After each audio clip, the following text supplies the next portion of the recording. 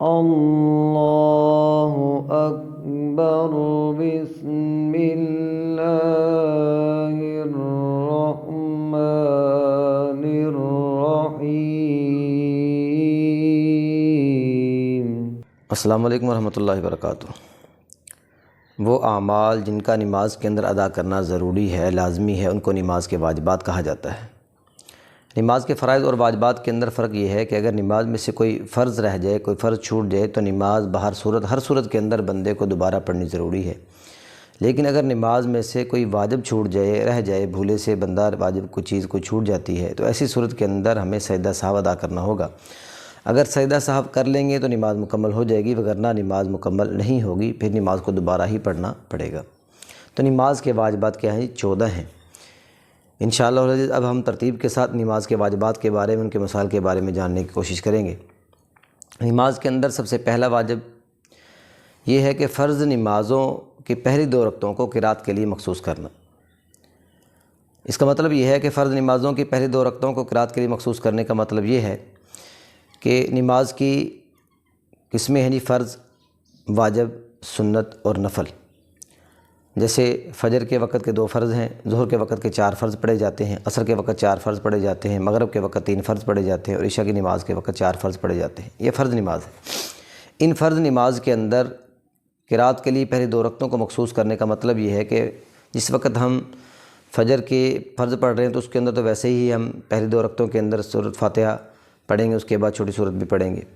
لیکن جس وقت ہم 3 رکعت والی نماز پڑھ رہے ہیں، جیسے مغرب کی نماز ہوگی، تو مغرب کی نماز پڑھتے وقت تیسری رکعت جس وقت ہم فرضوں کی پڑھیں گے تو تیسری رکعت کے اندر صرف سورۃ فاتحہ پڑھی جائے گی، اس کے بعد چھوٹی سورت نہیں پڑھی جائے گی۔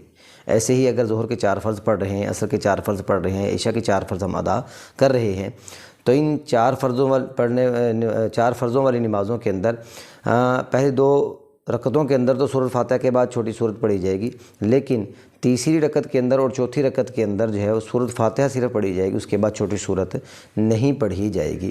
اس کا یہ مطلب ہے کہ فرض نمازوں کی پہلی 2 رکعتوں کو قرات کے لیے مخصوص کرنا، یعنی پہلی 2 رکعتوں کے اندر تو سورۃ فاتحہ کے بعد چھوٹی سورت کو پڑھنا ہے، لیکن تیسری رکعت کے اندر یا تیسری اور چوتھی رکعت کے اندر سورۃ فاتحہ کے بعد چھوٹی سورت کو ہم نے نہیں پڑھنا۔ نمبر 2، دوسرا واجب ہے نماز کے اندر سورۃ فاتحہ کا پڑھنا۔ سورۃ فاتحہ کا پڑھنا کیا ہے الگ سے واجب ہے۔ نمبر 3 ہے چھوٹی سورت کا پڑھنا بھی الگ سے کیا ہے واجب ہے۔ یعنی اگر کوئی بندہ سورۃ فاتحہ پڑھنی بھول جاتا ہے نماز کے کسی بھی رکعت کے اندر تو ایسی صورت کے اندر وہ سجدہ سہو کرے گا تو نماز مکمل ہوگی، آخرت کے اندر اگر سجدہ سہو نہیں کرے گا تو نماز مکمل نہیں ہوگی۔ بالکل بھی نہیں ویسے ہی اگر وہ سورۃ فاتحہ تو پڑھتا ہے لیکن سورۃ فاتحہ کے بعد چھوٹی سورت کو پڑھنا جو ہے وہ بھول جاتا ہے، فرض نمازوں کے اندر نہیں، فرض نمازوں کو تو تیسری اور چوتھی رکعت کے اندر چھوٹی سورت نہیں پڑھی جائے گی، اس کی تو ترتیب ہی یہ ہے۔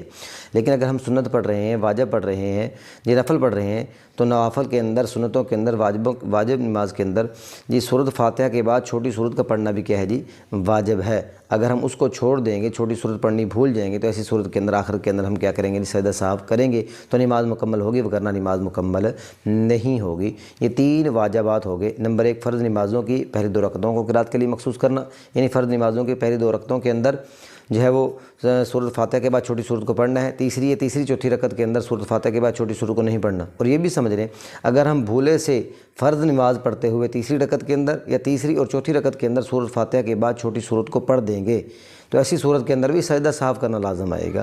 سجدہ سہو کریں گے تو نماز مکمل ہوگی، وگرنہ نماز مکمل نہیں ہوگی۔ اور واجب، سنت اور نفل کی ہر رکعت کے اندر ہی سورۃ فاتحہ کا پڑھنا اور اس کے بعد چھوٹی سورت کا پڑھنا کیا ہے دونوں الگ الگ کیا ہے واجب ہیں۔ اگر کسی میں سے بھی ایک رکعت میں سے سورت چھوڑ دیں گے چھوٹی سورت کا پڑھنا تو ایسی صورت کے اندر جو ہے سجدہ سہو کرنا لازم آئے گا۔